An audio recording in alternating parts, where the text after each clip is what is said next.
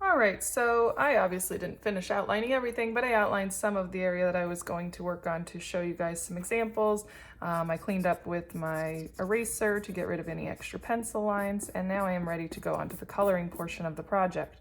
One really important thing to remember is your craftsmanship, and if you don't know what craftsmanship is, that is how neatly your artwork is done. So craftsmanship in art is a very, very large part of it. You actually have to take your time and clean up as you go. You can't just leave everything not neat, or it won't look as good unless that's really what you're going for. So depending on if you're in class, I would like you to use markers or colored pencil. If you're at home and you don't have access to those things, please be creative with the way that you color it, but I really prefer if you use markers or colored pencil. And I'm going to show you some ideas for keeping your artwork really clean as far as coloring. So I'm going to start in marker. And also, guys, when you're thinking about what colors you want to do, think about what colors mean, because red usually has this, like a feeling of anger, and this is my angry guy over here, my bully.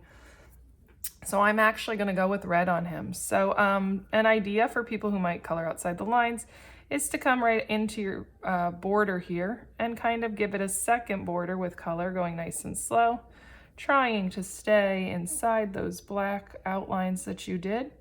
And what the benefit here is if you get to coloring a little too fast when you really start to go inside the area, if you run into that red line, it won't be a big deal as long as you don't cross all the way over the black line. And what I'm talking about is if I'm about to start coloring this area, I'm actually going to go nice and slow and go back and forth like this. Please do not scribble back and forth. Do not switch directions.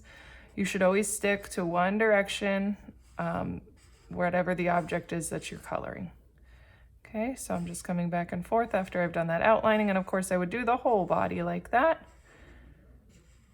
So I'm just moving my way down nice and slowly, making sure that my craftsmanship, or how neatly I am creating my artwork, is top notch. Okay, so I would keep going with that.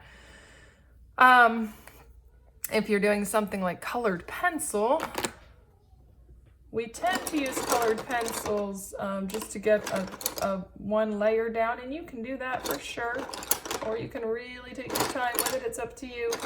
But here we go. I'm going to get some stuff for my fire here.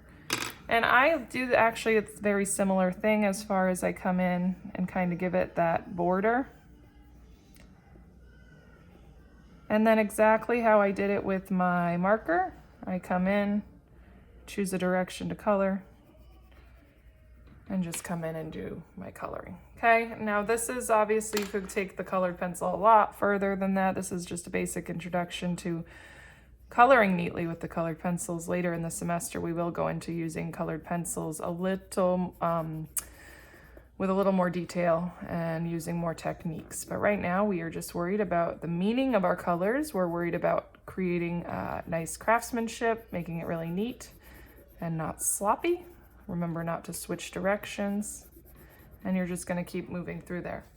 By the time you finish your coloring, nothing should be left white unless you have an actual area that you are intending to leave white, but otherwise everything should be colored and outlined for your completed project.